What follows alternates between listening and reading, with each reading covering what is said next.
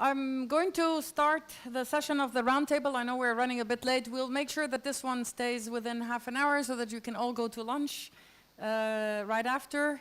Probably people ate the food as if it was lunch. I'm sorry for that. The session number 2 is a roundtable with artists from Egypt, from Algeria, from Tunisia. It's about the severe circumstances and violent encounters, reasons for leaving, and the perils of the journey. Or it's not about, I mean, that's the area we'd like to discuss. يعني ظروف قاسية ومواجهات عنيفة، أسباب الهجرة ومخاوف الرحلة. I'm going to introduce each artist and maybe they can come in. We have with us Migo. He's an art director and comics artist from Egypt. He's published in Tok Tok, Samandal, and Words Without Borders. He has won the prize for Best Short Comic Strip at Cairo Comics, and he is in the book Hijra that Jad showed that was produced by Lab 619. Oh, thank you. Yes. And this is part of his work in the Hijra. Abir Qasimi, or Jasmi, she is a scriptwriter and coordinator. She's the member of the Tunisian experimental collective Lab 619. مخبر 619. She's additionally coordinator of the collective, and she's organized 3 artistic residencies, Frontier, Migration, and Identities, or Identité. Her first album, Oblation, in collaboration with Muaz Tabia, won at the International Comics Festival of Algeria. Please welcome Abir. Oh, thank you. Anna. Thank you, my lovely Haya. She's helping me with the thing. Okay, Kamal Zakour is a graphic designer and illustrator. He's hailing from, Abir is coming from Tunisia, Tunisian. Kamal Zakour is an Algerian comics graphic designer and illustrator. He has been part of the Tunisian collective Makhbar 619 or Lab 619. He's trained with the Belgian author Etienne Schroeder, which resulted in the collaborative book Monstre, that was published in Algeria, I think, in 2011. Please welcome Kamal Zakour. And from lovely Cairo, we have the wonderful twins cartoon, Muhammad and Haytham Al-Saht. Whoop whoop. They're comics artists and founders of Kawkab al-Rassamin in Egypt. They're really the pounding heart and pulse of the young Arab comics artists in Egypt. They are publishers of, or the founders of Garage Comics and co-founders of the Cairo Comics Festival, and they won the what is it called? Ra'i Sharit al-Musawwar, the Comics Guardian Award last year at the Mahmoud Kahil Award. They took part in Lampedusa's Image Research Group book project about illegal immigration. Please welcome Haytham and Muhammad. Oh, okay, just bear with me while I put on this strange little clip. And so I'll be moderating. I'm trying to do all things at the same time. Well, welcome to the panel. I'm going to be alternating between Arabic and English as much as I can. And hopefully Abir will be so kind to help translate from Kamal if he switches to French. And his Algerian is a little difficult, even if it's Arabic, so we will help you out. Now I'll find my notes somewhere. All right. Okay, I think I'd like to start with, with Abir. Today, for a reason, she's the only woman here, so we'll honor her. But that wasn't the reason. Abir put together, she writes comics, she writes scripts for comics and collaborates with many of the artists, including Kamal and Muaz Tabi and others. But she put together the anthology or the book called Hijra, which was a spin-off. I mean, it's an annual, every year you have a book that is produced by Lab 619 with under a theme. I'd like you, if you can tell us why this theme was chosen. Yes, that mic is yours. And how, my question is also, how was the collaboration with the artists, and how did you decide each one what theme to take? I'm going to go back to the picture. So, as said by Nina, lately with Lab 619, every time we choose a theme. So we started with a theme, the first theme was frontières, boundaries, because it was a residency between Tunisian and Algerian artists, and the common thing between us was the boundaries, or les frontières. When Rosa Luxembourg Foundation saw what we did with Frontières, they were interested in doing something, and as they work about migration, they thought that making comics about it was a very effective way to reach people. So the first time they contacted us, they wanted to do a comic book about the situation of sub-Saharan migrants in Tunisia. That was the first idea, because we are migrants, Tunisians. Especially after the revolution of 2011, they massively migrated to Europe, to France in particular, and Italy. But we were also a host country, and we had more and more sub-Saharan students and workers who came to Tunisia, and we weren't the best example in the way we treated these migrants. So we wanted to show the stories of these people, to tell the public, the large public, about their stories, and to raise awareness about it.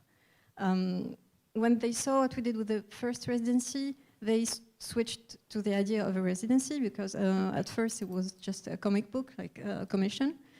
And we started seeing things bigger. Why would we stop at this particular theme, and why would we talk about migration as a whole? If we wanted to talk about migration, why just stop in Tunisia? We wanted to give our opinion about migration, but viewed from the south Mediterranean. We saw a lot of works of artists who talked about migration, but European artists who talked about issues who concerned us directly. And we wanted to tell those stories by ourselves. So we wanted to have a representative of every country who had issues with migration. We had Morocco, Algeria, Tunisia, Egypt, Lebanon, Libya. We had a participant from Iraq who couldn't come because he didn't get the visa at the time. So we also were victims about these issues. We also had Soumar Salam, she was a Palestinian refugee in Syria. She lived at the time in Algeria, and she couldn't come because she didn't have the refugee status. So they told her, if you went out of Algeria, we couldn't guarantee you could come back. So she was stuck there. So we dealt in real time with issues of migration when talking about migration. So finally, the artist who came, we did a big work before the residency itself. We started by looking for the material that was on the internet. So it was articles and stories, but we didn't want to tell them as they were, like, as information. We wanted to have real stories from them. We also worked with associations based in Tunis. We worked with Médecins Sans Frontières, Doctors Without Borders.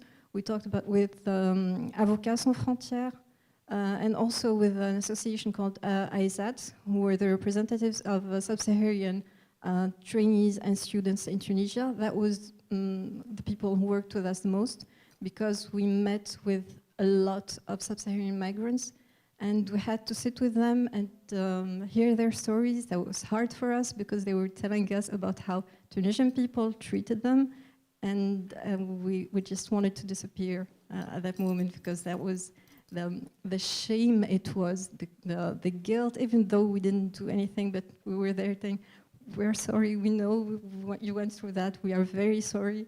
So that was a bit difficult for us to hear those stories and to face the reality of how our society treated migrants, while we were always complaining about how we as migrants were treated in Europe. The stories were very, very different, I think, to the artists. Everyone had a background. Some of them were migrants themselves or refugees themselves. So they told stories that was really touching, like Soumar told her stories that looked like her. With Kamal, for example, we talked about stories of refugees who went to Algeria. So everyone came with his background, and that was a multitude of stories very different from one another. Some of them went to graphic journalism, others were very poetic, with a lot of storytelling. So I think this multitude of stories made something that was, I think, interesting for the reader, because everyone could find something that looked like him or touched him in the different stories. Thank you very much, Abir. You really covered it very well, how the process was. And I think we have the book up there? No? Yes. The book is available for sale outside. Please have a look at it. It is amazingly eclectic.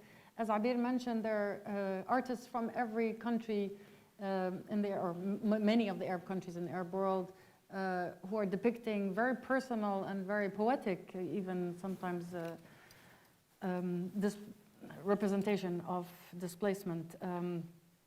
كمال لأنه عم تحكي عبير عن الهجرة، هنكفي معك.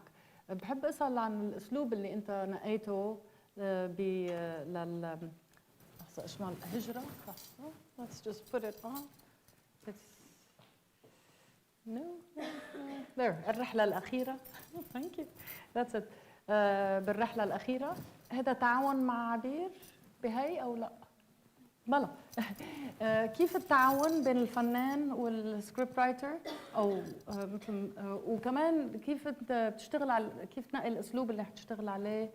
هل هو دايما الطريقة اللي أنت بتشتغل فيه أو خاص بهذا الموضوع؟ Sorry, بس حترجم على السريع.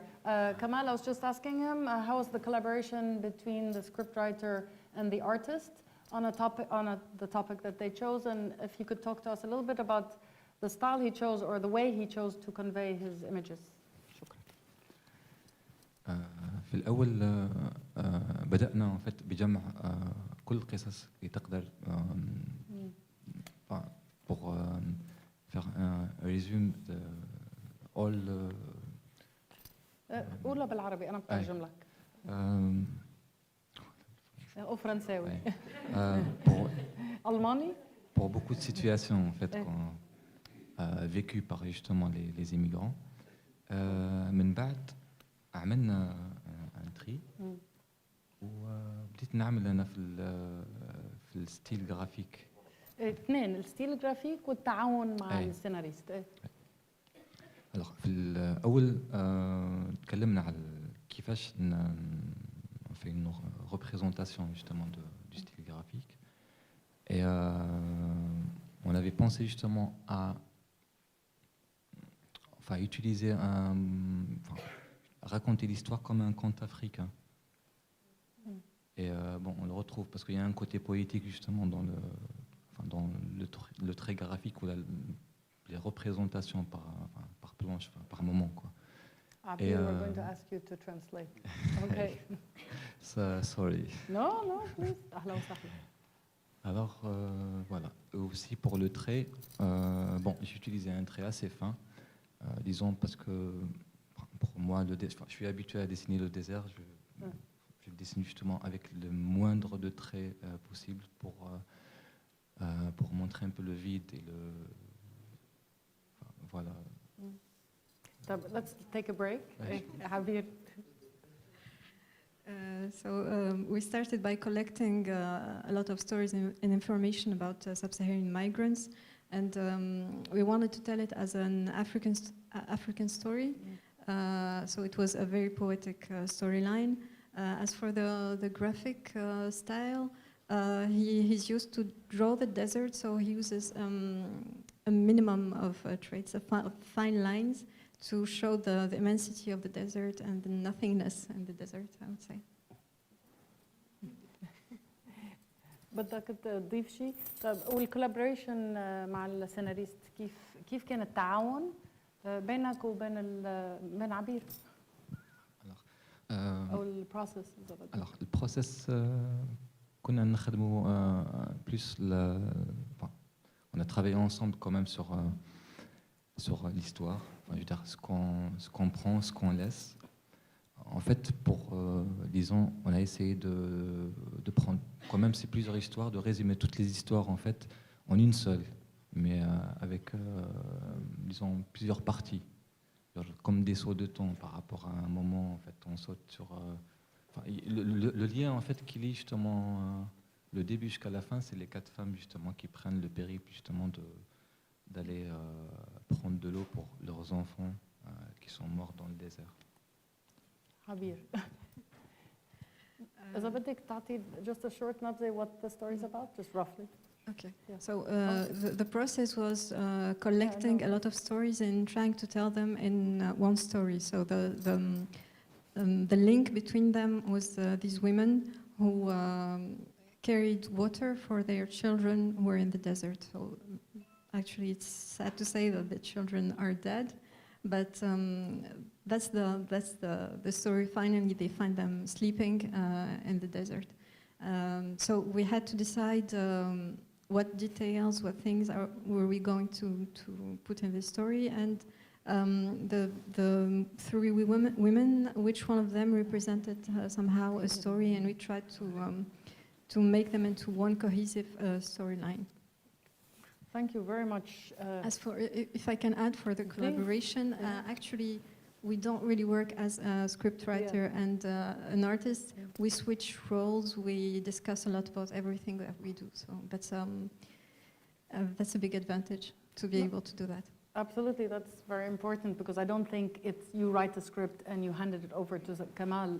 It's much of a discourse or discussion between you. Twins. Twins, their project, we're going to go back to. في صورة لتوينز. هلا I'll copy some of the work onto this. مش هجرة اللي بعدها ايه هون. الموضوع اللي تكلموا عنه التوينز هو النزوح لأسباب بيئية ومش لأسباب نزاع ولا حرب ولا حروب، وبتصور هذا شيء كتير مهم. هالانجل اللي عم ناخده. The twins cartoons, they just completed a graphic novel that is called The Hoopoe or Hudhud al-Ghusn, and it is about the displacement of the Nubian people after the Aswan Dam or Sadd al-Ali that was constructed in the 60s. So I think that's a very important that it's for once not conflict and not war that has pushed these people out. And their story has rarely been told. If anything, it has been told from the point of view of the government, which was, this was so much better for them. They're glad to have left their village to make way for this great new dam that is the future of Egypt. So what brought you to write about this story, and how is the reaction in Egypt? كيف كتبتوا عنها او كيف نقيتوا انه تحكوا عن هذا الموضوع؟ بعرف هحكي الاول، هو اللي هيحكي عن الكتابه لانه هو اللي كاتب، انا اللي راسم. اوكي يعني شكرا.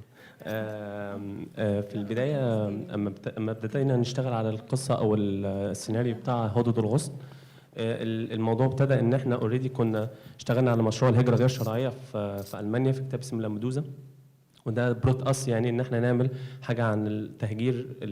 احنا مش بنسميه تهجير قسري لان في مسميات كتير عن طريق الحكومه المصريه اياميها، او تهجير البيئي يعني كان للمنفعه العامه. فابتدينا البروسس ان احنا نفكر عن اهل النوبه بعيدا عن الصوره النمطيه، لان الصوره النمطيه لاهل النوبه ان هم طيبين جدا في حالهم، مش زعلانين من حاجه، دايما مبسوطين، وده العكس تماما. فعملنا تريب للنوبه، هم طيبين بس زعلانين اكيد. فلان في سنه 1960 ابتدى فكره السد العالي او تنفيذ السد العالي، مما ترتب عليه ان هم يتم تهجيرهم من اراضيهم وينزلوا في صحراء كومومبو على بعد مش بعيد قوي عن اراضيهم، بس في نفس الوقت في صحراء. بعد ما هم كانوا بيقعدوا في اماكن فيها خضره ونخيل ونيل ونهر النيل، وهم مرتبطين جدا بنهر النيل. فلما حصلت المشكله ديت انا وهيثم طبعا حصل من زمان من قبل ما اتولد، بس اقصد انا وهيثم حبينا التوبيك ده فيري سنسيتيف في مصر، ان انت تتكلم عن تهجير جوه بلدك مش بره بلدك، مش ان انت مثلا في حرب في سوريا فالسوريين بالتبعيه حصل كده، لا ده جوه بلدك. المنفعه العامه تقتضي ان الناس دي تمشي فهتمشي من غير اي كلام. فالموضوع مستفز جدا بالنسبه لنا، مش مستفز حتى نفسيا، مستفز ان احنا نعمل حاجه عن الموضوع ده. لحظة. اوكي. You're fast. That's okay. No. I'll summarize it very quickly in English. In 1960, there was the dam was built, and it forced.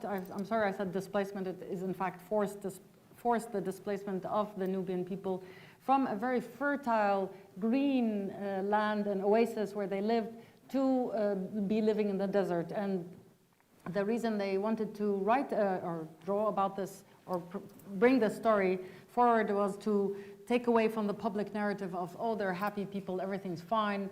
This is what the narrative of the Egyptian government kept on portraying. So why today?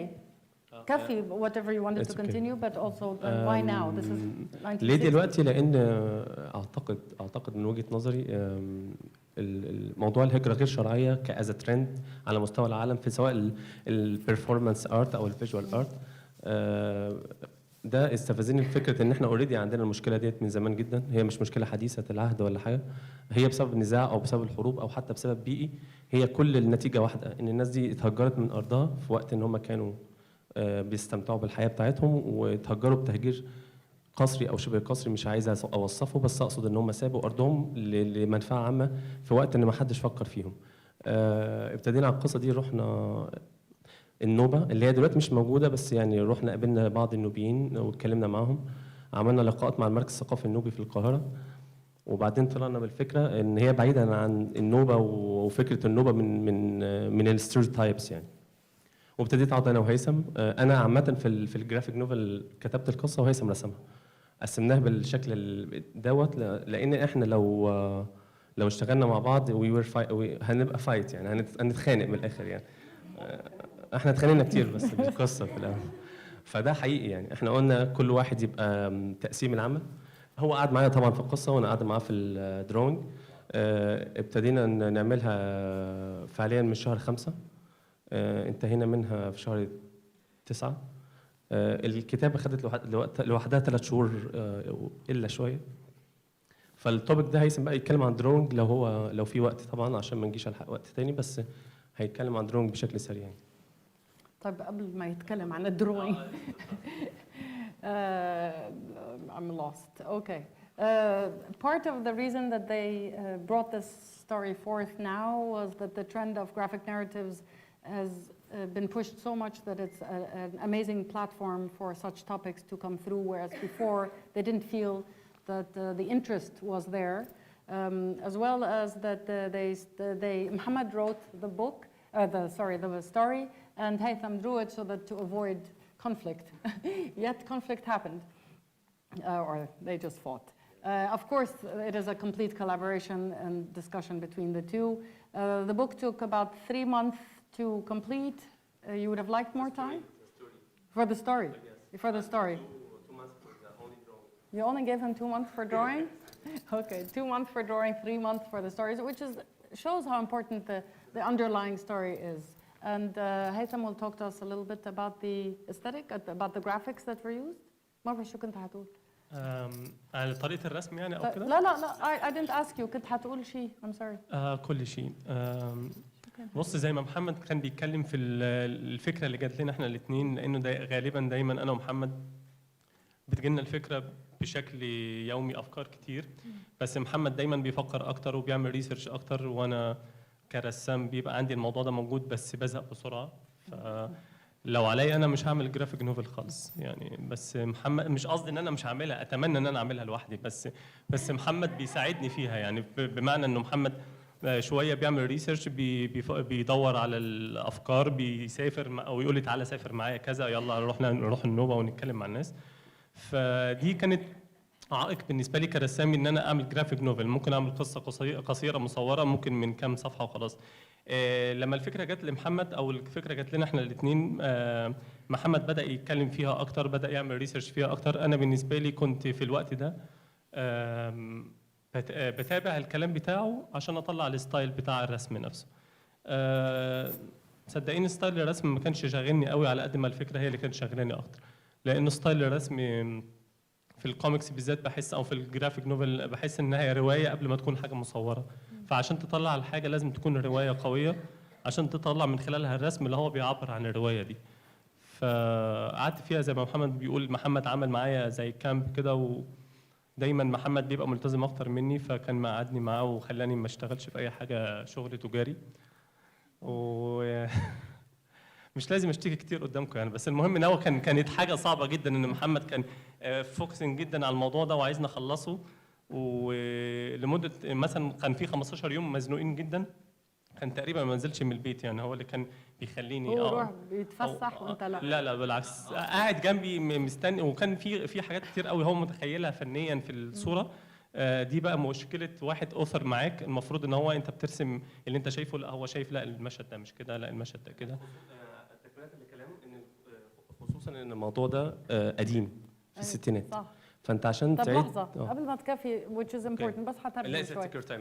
Just to translate a little bit. You talk very fast. Okay. Yes, Haytham was saying that Muhammad researches a lot and is long-winded. He looks for ideas, he travels, and that Haytham prefers to draw and is more short, gets bored quickly.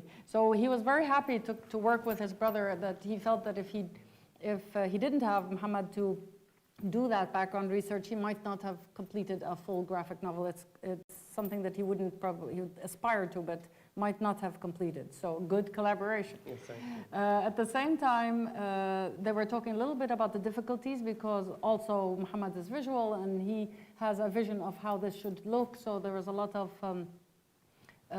a bit of conflict on how to be able to bring forth the ideas. And then Muhammad was going to tell us something. The last thing عشان ما اخدش حق Yes. الوقت التانيين. الفكره ان الموضوع ده في الستينات، فعشان خاطر نعيد صياغه موضوع في الستينات برؤيه جديده، او مش برؤيه جديده، من وجهه نظر جديده، لازم كان تقرا عن كل الستيريوتايبس، تقرا عنها وتحفظها كويس جدا عشان ما تعملهاش، اللي هو زي فكر بره الصندوق، عشان في الاخر يعني في الاخر احنا جوه الصندوق، فلازم النظره تبقى عام واشمل. فده اللي خلانا نعمل ريسيرش كتير جدا.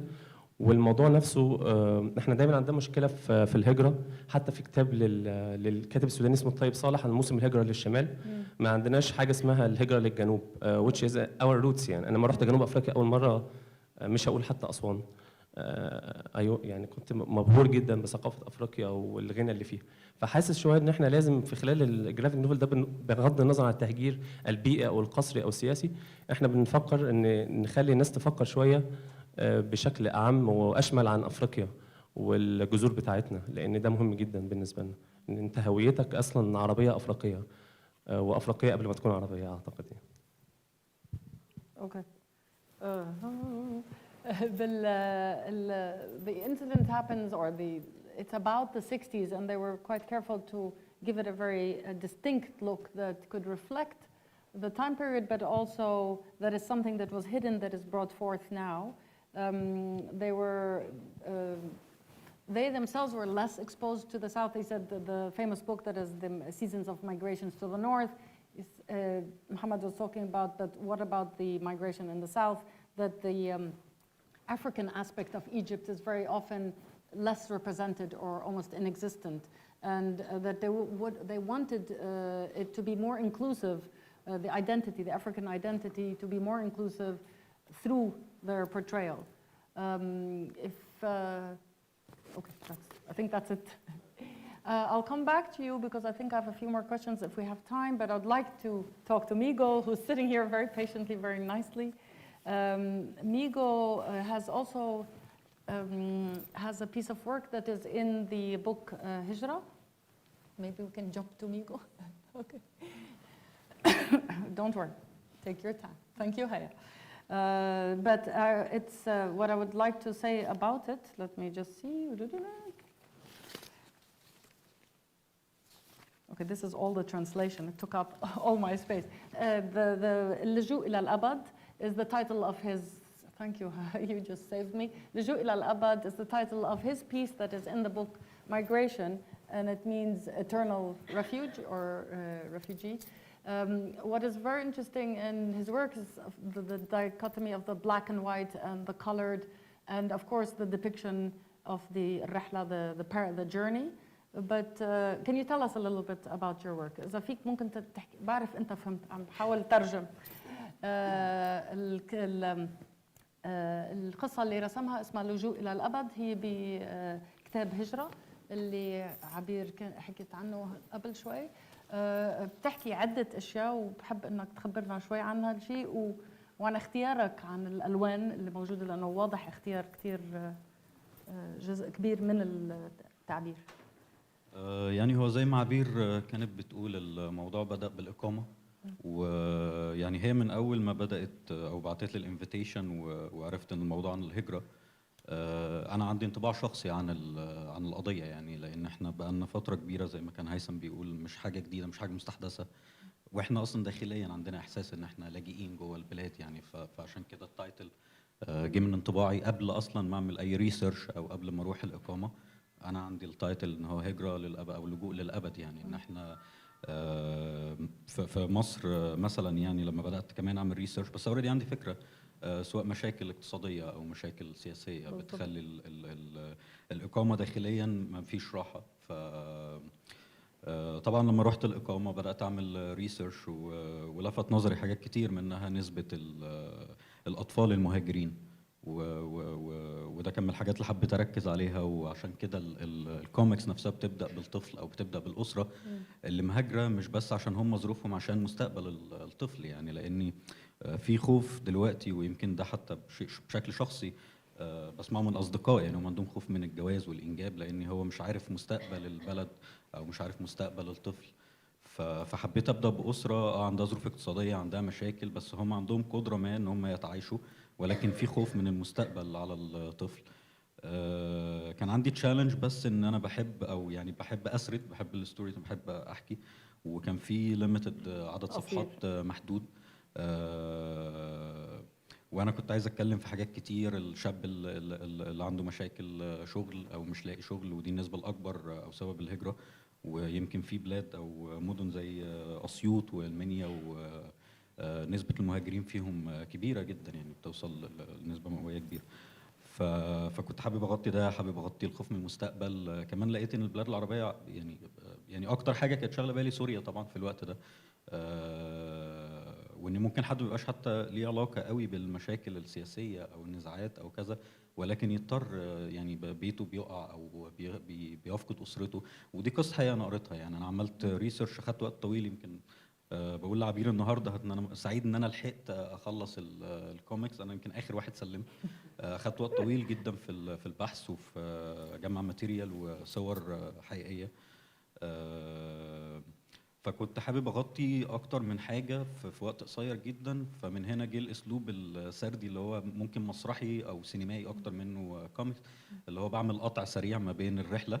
لاني كمان لقيت ان معظم المهاجرين هم بيحكوا على صعوبة الرحلة، يعني حتى الرحلات اللي بتنتهي نهاية سعيدة، اللي هو بيوصلوا فعلا لبلد أو كذا. للأسف القصة عندي النهاية مش سعيدة، ولكن في حالات مش كتير قوي، بس الرحلة انتهت على خير، ولكن بيحكوا قد إيه صعوبة ومشقة الرحلة والطرق اللي اضطروا يلجأوا لها عشان يوصلوا. فده كان الاساس، ان انا اركز على الرحله صعبه قد ايه، وحاله الناس اللي جوه، اللي هم بيبقوا محبوسين يمكن في اوضه باعداد كبيره جدا، ومش عارفين هم هيطلعوا امتى او هيوصلوا فين، او يعني بعد كمان شويه هيحصل ايه. ويبقى في قطع سريع ان انا ارجع فلاش باك للاسباب اللي ادت للهجره. مش هطول. انا لاحظت انه ما عم ترجم. Does anybody need translation? Save my soul if you say no. Okay, I'll summarize a little bit. Next time stop me. أنا فتت بالموضوع. I was listening to your nice talk. But I'll just cover a few things that you mentioned. You mentioned that it started from the family, that the one issue he noticed in the stories of migration that he heard, it was always about the children and about their future and about the worry about how are they going to live or what happens to them. And so he started with the family unit. That was one aspect. Another thing was that he really wanted to talk about many aspects of migration, whether it was from the Egyptian displacement that happens in Egypt, in Munya and Asyut and so on, that is not usually talked about because it's almost always about the war in Iraq or in Syria.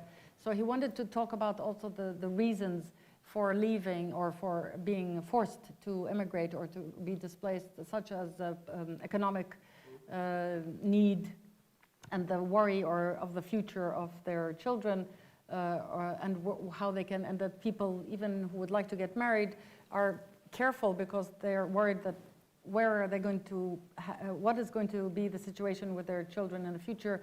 The country itself is not stable and they don't know where it's going. Another aspect that he said, because he had so many interesting sides or points of view that he would like to talk about, from the reasons for leaving to the perils and the problems and of the actual journey to the Syrian conflict, that he used a cinematic style, or not just style, a process, structure where he cuts between the family who are talking about their economic difficulties to the Syrians being in the boat in different situations, and this cut helped him talk about the two or several different aspects or stories that he's telling, as well as there was an aspect of that even though people would hope for a happy ending, his ending was not happy. Did I cover almost everything? Inshallah. Okay, sorry, تفضل. بس يعني دي كانت الاسبكتس اللي فكرت فيها كلها اول ما بدات اشتغل او كذا. اخر حاجه كان الستايل اللي هشتغل بيه. انا بشتغل دايما بستايل مختلف حسب مود القصه او حسب القصه عايز احكيها ازاي. انت سالتيني على الالوان وده كان حاجه مهمه بالنسبه لي. يعني كنت شايف دايما ان انا مش عايز اشتغل الوان كتير او مش عايز القصه تكون مبهجه. عايز اوصل احساس الناس دول وان هم في اللحظه دي هم مش شايفين الوان، هم شايفين يعني اكتر حاجه بتبقى ملفته في الصور حتى اللي بشوفها الفيست اللي هو يعني ده الحاجه الوحيده اللي ممكن تنقذهم يعني. فقلت انا مش يعني هو لون الفيست بس والحاله الزرقاء او البلو مود يعني اللي هم فيه، والفلاش باك ممكن افصله او اعمل يعني اختلاف ان هو يكون ابيض واسود فالناس تعرف ان ده مش معاصره. بس راح اترجم. Okay. The choice of colors was very important in this graphic narrative or the story because although he wanted to introduce color, he did not want it to overtake or ensue a mood that was of happiness. However, he found that the orange color, which was the color of the vests, was a very important color that he needed to include, and that represented the one thing that saved the people from drowning or peril. The other aspect was the introduction of the black and white to differentiate between the story that is being told or the narrative and the parallel that is happening. The third thing he also mentioned, Migo mentioned, was that his style in general is different for every topic he takes on, and he really studied it to work with what he had as content. بس يعني يمكن اخر حاجه ممكن اضيفها اني بشكل عام انا عملت كوميكس عن الهجره ولكن يمكن ما كانتش مباشره. يعني القصه دي كانت بالنسبه لي عندي مخاوف ان هي مش عميقه ما فيهاش رمزيات، هي مباشره جدا. اسر او مجموعه من الاشخاص مسافرين في رحله يعني المركب بتغرق بيهم بكل بساطه. فكان عندي برضو فكرة اني انا مش عايز ابقى عميق قوي. يعني انا عايز اعرض المشكلة ببساطتها بحزنها بكل الحاجات اللي فيها بشكل مباشر يقدر يكون في عرض يعني فيها جزء درامي بس في نفس الوقت فيها عرض مباشر للمشاكل سواء اقتصادية او كذا. وزي ما قلت ان نسبة 41% من الاطفال المهاجرين كانت نسبة كبيرة مرعبة بالنسبة لي، فكنت حابب اركز على ده. مش حابب قوي ان انا اعمل حاجة فيها رمزيات، لا هو الطفل ده والاسرة دي وكذا بس. اوكي. شكرا ميغو.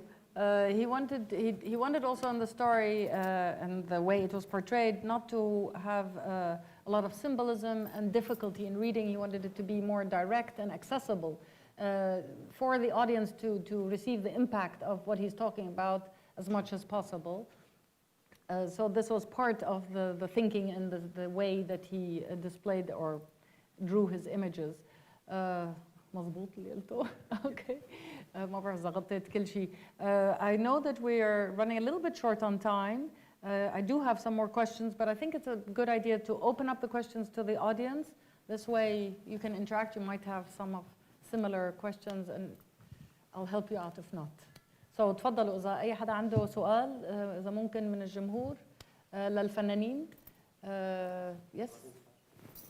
بس فينا نوصل لهم الميكروفون. Sorry. أي حدا. Can we give them a mic? Yes, Carla. Thank you, Haya. هون in the middle, right behind, with the beautiful pink scarf.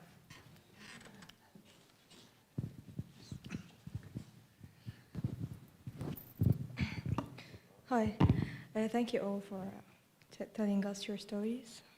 I wanted to ask, do you think that sending the message through illustrations gets to the audience more, like showing it to the people in illustration style will affect on them more than showing it in live images? Who wants to answer? Do you think that يعني هو ده الجزء اللي انا قلته في الاخر. مش دايما انا كنت بعمل حاجات كوميكس عن الهجرة وما كانتش مباشرة وما كانتش بتوصل. يعني هو المهم فعلا ان الحاجات تكون اقرب للمتلقي بافكاره بالمشاكل اللي هو شايفها بشكل عام. فمش على طول الالستريشن بيبقى مفيد او مش على طول بيبقى بيعبر الا لو كان فعلا مباشر او بيوجه رسالة او في رسالة ما بتتقال من خلاله. يعني مثل ما قلت عبير. Just that Migo answered a little bit that I'm going to be very brief in my translations, that part of the reason he felt sometimes illustrations did not work better than images is when they were heavily riddled with symbolism and too much depth that could make it less accessible, and this is why he chose it to be a little more accessible and more direct in his portrayal of the issues. Thank you. سوري لينا باش نحكي بالعربي. الافكار جايين بالعربي. يمكن نختلف شويه مع ميغو في الموضوع هذا ويمكن موافقه اكثر مع اللي قالوا جاد في الصباح اللي احنا نزيدوا اكسبريشن للصوره. يعني الصوره كما هي is too direct, while when we use illustration we can add something. ما لقيتش الكلمه بالانجليزي لكن التكثيف والاختزال هو فعل نجموا نعملوه في الكتابه ونجموا نعملوه في الصوره. يعني ان نختزلوا حياه في الصوره مش ان نعقدوها ولكن ان بالعكس نوصلوها بطريقه نجم تكون اقرب من الكلمه هي نفسها. فهذا هو نتصور الالستريشن شنو تنجم تضيف للصوره الحيه. You will translate. Before you ask, I'll just translate. Hold that thought. What Abir was saying, that she differentiated with Migo's opinion in the sense that she felt it was more closer to what Jad spoke in the morning. It's more to add an expression. There's something that you can do in illustration beyond the image where you can add that is concentrate the story. Thank you. Concentrate the story in a way that is not as, or is different. I wouldn't say it totally is better, but it's different than the image. I think also we're bombarded by images and the illustrations are much fewer, so it's a different way. Yes? تكملة على كلام عبير وميجو، وجهة نظر الالستريشن هي مش فكرة، هي طبعا فكرة ادنج وفكرة كل الكلام اللي قالوه، بس من وجهة نظري برضو فيها جزء من تخفيف الواقع اللي احنا عايشين فيه. يعني احنا بنقولها في مصر بتسامبل، يعني بتبسط الحاله الخاصه بتاعه الشغل او الموضوع التوبيك التقيل قوي ده بمجموعه من الرسومات، لان احنا البابليك شايفين ان دي رسومات، مش شايفين ان ده كوميكس وسينماتوجراف، الناس شايفاها رسومات. فلازم الرسومات دي وهي بتحمل قضيه ان هي تكون مبسطه باينه للجمهور، بشكل عام عن طريق بقى شخصيات، عن طريق احداث، عن طريق اماكن. بلس اخر حاجه ان لما ميجو قال ان هو عمل القصه وجهه نظر الاطفال اللي هم بيهاجروا، احنا في هدود الوسط عملنا الفكره عن طريق طفل متمسك بارضه او بعيلته. امه ماتت، فاللي بيربيه والده وهو بيحب عمه ساب الارض. فبالنسبه لنا مش هنقدر نوصف فكره التهجير اللي حصل سنه 1932 وبعدين 1964 الا عن طريق illustration بسيط من خلال شخصيه طفل او سيكولوجيه الطفل ديت هتبين لنا ازاي، لان مش كل البابليك بيفهموا الكوميكس ومش كل البابليك بيفهموا الارت اللي احنا بنعمله. مش معنى كده ان هم مش فاهمين ان احنا مش لازم نوصل لهم بطريقه اسهل شويه. دي وجهه نظري. I'll translate quickly, and we have to all be faster, as my kind assistants are showing me time's up. We're surrounded, what Taysam is saying is that Muhammad, I'm sorry, Muhammad. As a twin, I should have known better. Muhammad is saying that we're surrounded by images of reality, which are photography, that in fact he prefers to use illustration and comics as a medium to simplify and to move back from this reality and give it another perspective. And then there was a whole part about the 60s that I don't remember. Hey, okay. Haytham. اخر حاجه من وجهه نظري انه احنا مش لازم نبسطها او نعقدها. انا من وجهه نظري انه مثلا الشغل الدوكيومنتري بتاع اوليفيه اللي كان عامله مثلا في الكوميك او في الكوميكس بتاعته عن المعسكر اللي هناك، كان معتمد على من خلال حوارات وصور. في ناس تانية ممكن يعني المفروض ان السوق يبقى كبير، مش بالضروره يكون شغل بس معين. يعني انا شايف ان هو ممكن سامبل، ممكن شغل دوكيومنتري، ممكن شغل، المهم ان الالستريشن يعبر عن الفكره بشكل بسيط او مش بسيط. السوق عامه فيه كل مثقفين، في ناس عاديين، في ناس كده، فاحنا المفروض نعمل الكوميكس لكل الناس مش لفئه معينه. Yes, I think that's totally true. What Haytham is adding, not Muhammad, is that it's important to offer a diverse range of comics and illustrations, some that are direct and some that are indirect and some that are simplified and some that are heavily symbol or use symbolism. So I do agree. I don't think there's one point of view. So it's a great ending that the diversity of the language of comics that is out there, I think will offer to different audiences and different tastes you know, something to choose from, and each one will speak to somebody or somewhere, hopefully. Do you have any other questions? Okay, well, thank you. That's very much for our panelists. That's wonderful. I encourage you to really look at the work out there. It is something that's coming out of the region that is very intense and very beautiful and very poetic. It's sold outside as well. You contribute to supporting the artists. And you're welcome to lunch. We have a 1-hour break. And see you soon. Thank you.